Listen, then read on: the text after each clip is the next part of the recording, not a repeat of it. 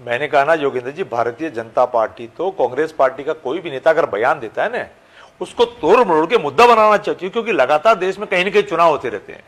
अभी दिल्ली के चुनाव है, वहां इनको बड़ी तकलीफ नजर आ रही है चुनाव कैंपेन के अंदर।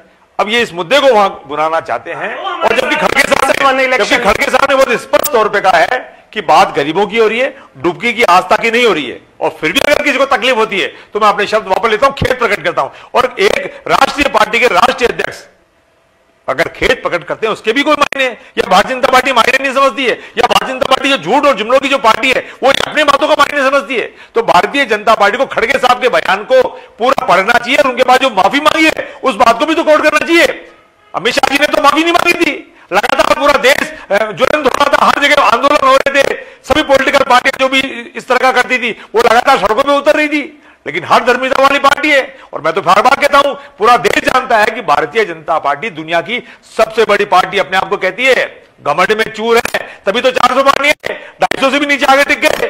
तो मैं भारतीय जनता पार्टी को कहना तो देश के मुद्दों से इस देश को मत भटकाइए। ये लोकसभा की जिम्मेदारी बनती है, देश की सरकार की जिम्मेदारी बनती है कि कुंभ हो रहा है वो यूपी सरकार करा रही है, वहां होने दीजिए कुंभ। हम हिंदुस्तान के लोग जाएंगे वहां डुबकी लगाएंगे, वहां वो अलग बात है, लेकिन केंद्र सरकार की जिम्मेदारी बनती है कि वो हिंदुस्तान को आगे लेकर जाए। जो हिंदुस्तान के ज्वलंत मुद्दे हैं ना, रोजगार के, बेरोजगारी के, गरीबी के, उन पर काम करे। और दिल्ली चुनाव में प्रचार करे शाम को, उसके लिए भी कोई मना नहीं है। शाम को रोज दिल्ली के सारे बड़े नेता दिल्ली में प्रचार करे, उसकी भी कोई मना नहीं है। राजस्थान में भी तो पाए थे बड़े बड़े नेता, बड़ी बड़ी बातें करके गए थे, हुआ क्या? इनसे क्रेडिबल मिनिस्टर तो समझ नहीं रहे, वो कहते हैं डुबकी लगाने जाऊंगा, क्या पता मैं वहीं रह गया।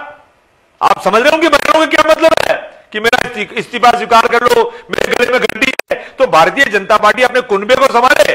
खड़गे साहब और राहुल गांधी और सोनिया गांधी और कांग्रेस पार्टी तो समली समलाई पार्टी है, कांग्रेस मुक्त तो आप कर नहीं पाए। अब उनके बयानों को तोड़ मरोड़ के आप पेश करना चाहते हैं, हिंदुस्तान के अंदर कांग्रेस पार्टी को बदनाम करना चाहते हैं। कांग्रेस पार्टी इस मुद्दे पर भारतीय जनता पार्टी को सड़क से सदन तक लगातार घुटने टिकवाने का काम करती रहेगी। राजकुमार जी ने स्वीकार कर लिया है